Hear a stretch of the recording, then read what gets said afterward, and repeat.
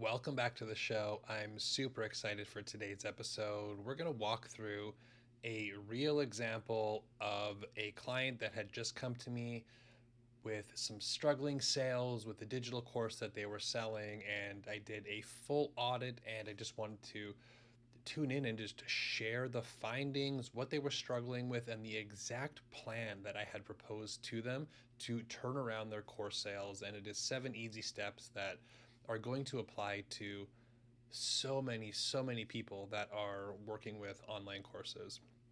So super excited to get started, to dig in and share some insights that I really hope everybody can take something away with. Now, I cannot share the exact details, the exact niche, or any of those things. So everything that I present in terms of, I won't say the client name. I'm not going to use the niche. I'm just going to use another one that I'm just picking for demonstration purposes. However, the price points, the $197 is the exact price point that it was. So some of those things might have some nuance depending on your own unique situations. But let's dive right in, and I'm going to walk through kind of like the background, the kind of a high level overview of the problems that they were experiencing, and then I'm going to walk through what the proposed solution I was that I passed on to them to help turn around their course sales. So we'll kick things off with the background. So just to kind of give you the context, the lay of the land as we get started, this was a digital course. This was a course creator. They were selling a course bundle for $197. They were utilizing Facebook ads and paid traffic to drive course sales. And it was inside of kind of like the career niche. So that's what we're going to be using as the context for everything moving forward. So the current situation, they had spent about $3,000 on paid advertising and they hadn't generated a sale. So as we know, the course was $197. Obviously, we're trying to break even, trying to make some money on this. We don't want to spend 3 grand without making a sale. We always know that there's going to be a test and learn process with everything that we were doing. So I wanted to dive in and give a little bit of an audit for what was going on. The funnels that they were using to sell this, they were running ads directly to a sales page, and they were also utilizing a webinar funnel as well. Something to keep in mind is that they did not have a social media presence. They were not active on social media, did not have an active following. So something to kind of keep in mind as we're teeing up the proposed solutions moving forward. So the initial diagnosis, so this is from a very high level view of taking a look at this. I immediately noticed some potential issues and roadblocks with the offer and the messaging. From reading the headlines on the pages and from reading the sales pages, I wasn't clear what was being sold. I wasn't clear who it was for. And I ran it by a few people that were inside of the target market, and they thought the same things. They weren't quite clear what was being sold. They didn't know who it was for. They actually were confused. They thought it was being sold to the wrong person. So immediately, noticing that there was some immediate disconnects from a messaging standpoint. Moving forward to some of the other details, the lifetime value of a customer was simply too low. They had the $197 bundle, but there was nothing else being sold. So the maximum amount of money that somebody could spend would be $197. Note that there were no brand building activities going on. They were not, actively emailing an email list. They weren't building an email list. They weren't active on social media. So if we are zooming out and somebody clicks on their profile to see who's running these ads, learn a little bit more about the people that are selling this product, there wasn't anything to back that up to provide credibility and viability to the brand behind what was being sold. So with all of these things being said, the one thing that really did stand out to me is the lifetime value of a customer. And the reason that one really did stand out is because even if all of the other things were addressed, if the offer and the messaging was great, if we did have a larger social media following to provide a little bit of credibility to the brand and some trust, $197 is simply not enough to be able to create a thriving business from. Now, this can definitely be a starting point, But it's getting harder and harder to sell low ticket products unless we are somebody of influence with a very large following and a very large personal brand. So if we are doing something in that 100 to 200, that lower ticket range, even if it is profitable, let's say it's doing a 1.2x, a 1.4x ROAS, which is going direct to a sale for a low ticket product, is something I've seen. It's getting more and more difficult to be able to do that. We need a lot of, our T's got to be crossed and our I's got to be dotted to be able to accomplish that.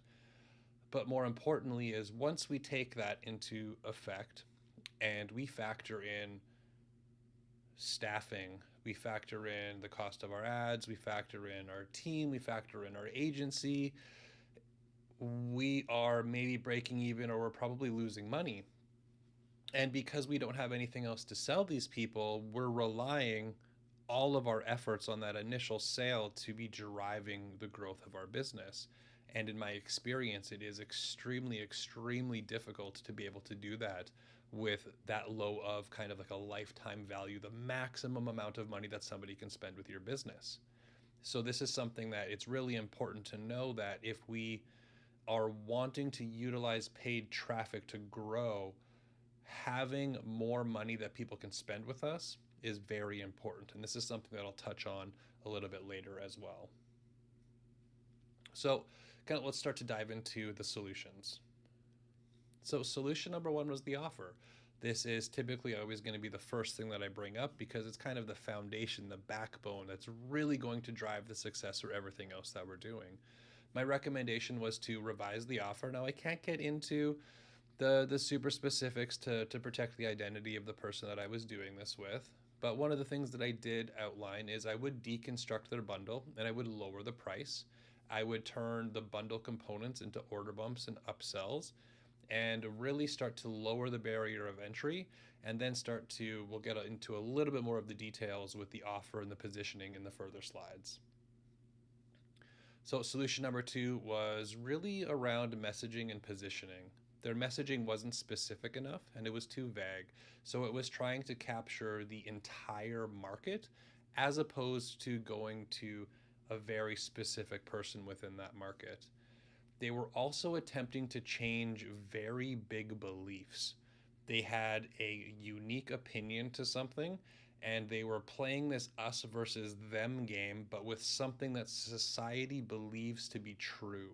And anytime we're trying to be that differentiated inside of our marketing, we have to know that when we are being critical of somebody's beliefs, there's going to be an immediate block. We need to be matching their beliefs or we need to overcome their beliefs. But in order to overcome their beliefs, we often need a lot of education to be able to do so, which is where the brand building activities come into play. So, immediately with that, one of the core value propositions coming up against deep rooted society beliefs really kind of puts a hamper on our potential for success because of the difficulty of that message. Now, just to kind of come into the specificity side of things, when we're talking about this and we're trying to go after an entire category because we don't want to cannibalize any sales, we don't want to leave anybody out, this can lead to things like, how to make more money, how to get a job, how to advance your career, how to become more successful. These are very generic, very vague, and very open to everybody. However, we can drastically increase the perceived value the more narrow we can get. What's more valuable, how to advance your career or how to negotiate your salary at your first job? Or something like, the 7 secrets to a LinkedIn profile that gets shortlisted by recruiters.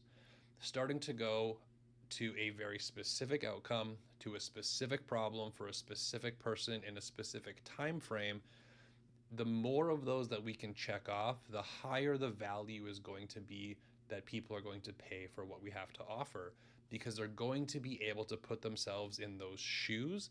They're going to be able to know how fast they're going to get a result. They're going to know exactly the problem that's being solved, and they're going to know it's for them specifically. As we start to get more vague, it makes it more difficult for people to see themselves in the outcome of that situation. and therefore it actually decreases the amount of money they're going to pay for it. And that's something really important. Solution number 3 was pricing. Now, I had outlined that I would deconstruct the bundle. So they had a bundle of a few things kind of put together. And because it was putting that price point up at about $197, that's a little high to go direct from an ad, a cold traffic ad to a sales page. I would drop that down, probably going in the range of maybe $27 to $97. And then I would take the other components and I would add them in as order bumps and I would add them in as upsells, trying to get 1 to 2 order bumps and 1 to 2 upsells. And deconstructing this can allow us to also create more powerful positioning and trying to solve more specific problems for these people and for that right person that we're targeting is also going to allow us to increase that value and make it more appealing to them. Jumping into number 4, I want to kind of touch on the funnel side of things. Now, they were utilizing direct to sales page and a webinar, and I do think that that's still an okay approach. I would, because they were already doing cold traffic to a sales page, I would retest traffic to a sales page. I would also look at utilizing a lead magnet with the offer on the thank you page, because if we're able to capture a lead, it's giving us more follow-up opportunities. We're capturing their email address. We can place an offer in front of them on the thank you page. We can then also start to nurture them on the back end, and we can present an offer from them utilizing emails, and then we can also start to drive them back to more educational content to overcome some of those big beliefs. We can also start to retarget them. We can start to add segmentation and some behavioral based marketing. It just gives us a lot of follow up, kind of second chance opportunities so that if they don't buy initially, they're not just lost. So that's something that I would do right there. As well as I would, because this was new and we hadn't created any success, I would start to look at opportunities to get a little bit more live feedback as to where we're missing the mark, a little bit more in tune with the target market. Because this was a brand new offer, there wasn't any existing customers, we couldn't go out and kind of ask questions or look at reviews or look at the testimonials to see what was happening there. So I would look at potentially utilizing a live event, like a live webinar or a live workshop, potentially hosting something in a Facebook group, instead of doing an automated video training. Now, this doesn't necessarily have to be a permanent change. This could be very temporary. It could be 1, maybe 2, maybe 3, but it gives us the opportunity to get live feedback and refine the offer. If we do it live, we're going to be able to see where people were falling off. We're going to see how many people finished the training with us. We're going to be able to see the questions that they ask. If we host this in a Facebook community, it's going to allow us to have that interaction with people. So it does give us just a little bit more research along the way of refining that offer. Solution number 6 is email marketing. Now, this is something that wasn't currently in place and something that it's across the board. This is something that we all need to get in place. So very basic. We need an indoctrination sequence. We need to be nurturing people and utilizing some email list building activities or utilizing a lead magnet allows us to start to pull these people in, start to build trust, start to create some relevance for them, and then allow us to start to put some content in front of them to overcome those beliefs and start to understand why our product is beneficial for them. Now, some very other small things, obviously, if we have a sales page or like a 2-step order form, we can start to utilize some cart abandonment email sequences, which are very high converting. We can start to also incorporate sales sequences. If they don't purchase, then we can start to utilize our email list to sell them. And then we can also start to segment our email list. We're going to capture people. Maybe this person wants to is looking at their first job. Maybe this person's looking at getting their second job. Maybe this person's looking at getting a 6-figure paying job. Maybe this other person is looking at how do they write a resume. Maybe another person is looking at how do I optimize my LinkedIn profile. Every person's going to be at a different stage of their buying journey, and we can start to utilize surveys, different behaviors, what emails they're opening, what links they're clicking on to start to create segments and group our contacts together And then we can utilize those behaviors and segmentation to start to personalize our email marketing efforts, start to send them more relevant content, and also start to trigger specific sales sequences to present offers to them that are relevant to what they're looking for and to the problem that they're specifically trying to solve. Very important, and this can create a massive upswing in the success of our marketing efforts. And very simply, the effort of us deconstructing that bundle into separate products, and then if they don't purchase right off the bat, they don't purchase that initial one, based on the segmentation and personalization, we now have a number of email sequences that we can run them through, or sorry, sales sequences that we can run them through. Maybe they're not interested in one, two, or three of those things, but they're interested in the fourth. And then we can create a sale and we can generate a customer there. And we start to increase our potential to generate revenue. From there, very simply, we want to roll people into kind of like weekly emails, utilizing periodic offers and hand raisers to draw in more sales. And if this is new and fresh, depending on what we're launching in the future, I might look at starting to do some like monthly workshops, monthly webinars to my email list based on the feedback, utilizing it as a testing ground for potentially even creating new products and offers in the future. Solution number 7 is going to be brand building efforts. Now, this is something I'm going to be looking at implementing for every single person and business that I work with. If you are selling something online, it is vital. We very simply identifying the primary platform, depending on your niche, depending on what you're trying to sell, and then consistently generate content. We can get into the nitty gritty in further episodes and further videos on what that would look like. But your primary platform, if you're in careers, maybe that's LinkedIn. If you're targeting millennials, maybe it's TikTok. It's going to be very different for every individual person and every individual niche. And then it's starting to just be consistent and then starting to expand and layer on and add incremental complexity to those marketing efforts with time. But the biggest thing is consistency over time. It's the two most important things. Got to build an email list. It's a big part of our brand building efforts. We got to start to create assets that we own, that we can continuously market to, we can continuously put marketing and sales messages in front of. And then if we are looking at having some big claims, changing some big beliefs, we want to start to look at how can we start to create some longer form educational content and start to change and work towards changing those beliefs. We can't change a belief that we grew up with from a child in a 15-second video. We can't do that in 3 lines of ad copy. It's going to take more time, it's going to take longer and educational pieces of content, and it's going to come likely with repetition. A lot of times, if we're trying to change people's beliefs, it's going to take putting a lot of different messages and taking some time with those people, carrying them through that journey to be able to change those beliefs. And that's kind of what we got to do if we want to take a stand and try and sell something that is going against the grain, have a marketing message that is taking the stance of us versus them, when the them is something that people have traditionally believed in. We can't expect to be able to get that and happen overnight. We will be able to capture that small sliver of the market that maybe has that same belief as we do, but if we want to scale, we're going to have to create some marketing efforts that support that.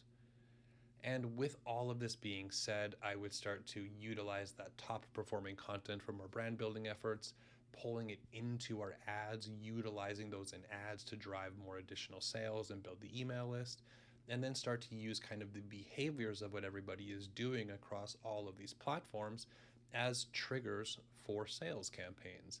Let's say somebody watches 25 or 75% of a video. Let's say somebody watches a video, goes to our website, they view our product page. Now we can trigger and drop them into a retargeting campaign based on the behaviors and activities that they've done. Maybe they open a couple emails. We can start to utilize all of this behavioral driven content or behavioral driven data that we can gather from the platforms and use it to fuel our marketing activities. Oh, I got these numbered wrong, but the solution number 5 here. This is backend, and this is just double checking here. Yeah, I got these in the wrong order. Backend, but as I was saying before, $197 for the max amount of money somebody can spend with you is going to be very difficult to create a thriving business from. So, what I would recommend in this situation is to look at launching a higher ticket offer, something in the four-figure range up into the thousands. Maybe it's a $2,000 offer, maybe it's a $5,000 offer, maybe it's another course, maybe it's a small group coaching program, maybe it's a mastermind, or potentially we look at launching maybe like a membership. Maybe it's a $97 a month membership, or even low ticket like a $9 a month membership. Just something that we can look at maximizing our revenue potential. Super, super important. We need to be able to make more than $197 off these people, and we can do that in a multitude of different ways. And the two that I would look at would likely be a membership, so we can create some recurring revenue, or looking at creating a high ticket offer, or potentially even both. So, like I was saying, breaking even or even a slight profit with $97 or $197 course when it's the only thing we're selling rarely works, because once you factor in your overhead, agency fees, your staff, it's just not profitable. So we want to increase the lifetime value, increase the amount of money that somebody can spend with us. So that pretty much wraps it up. So we've got the 7 solutions, and I'm just going to quickly run through those again. We've got the offer, revisiting the offer, revisiting the messaging and positioning of how we're going to market and what we're trying to sell, looking at our pricing, starting to make that pricing more appealing, starting to look at how we can start to create some order bumps, some upsells, and increase that average order value. Looking at the funnels, not needing to overcomplicate things, but making sure that we can create some second chance opportunities for us to make sure that we are building our email list. Making sure that we begin to implement email marketing and behavioral and segmentation so that we can be very relevant and specific with what we're offering people. That personalization is incredibly important. Brand building efforts are going to be important across the board. Branding has been shown in studies by, I believe it's Peterfield and Les Binet. Branding outperforms sales activation. So just trying to get a conversion, just trying to get a sale. And then we have on the other side of things branding, which is brand building efforts, which usually are a little bit more long-term focused. And when we combine those together, we drastically outperform one just on its own. So we always want to be incorporating brand building activities. And backend, we want to increase our maximum revenue potential in all of our marketing activities. Simply rolling out an additional program, rolling out a higher ticket program in an instance like this, when we only have one lower ticket product, can be a phenomenal way to increase the revenue that our business can generate. So I really do hope that this helps. If you do have an online course that is struggling to sell, or if you do have an online course that you're looking to launch, taking these into consideration to create a great plan right from the start, or using this as a guide to kind of troubleshoot where you might be stuck with yours. And if you do have any other questions, please do not hesitate to reach out. Happy to help.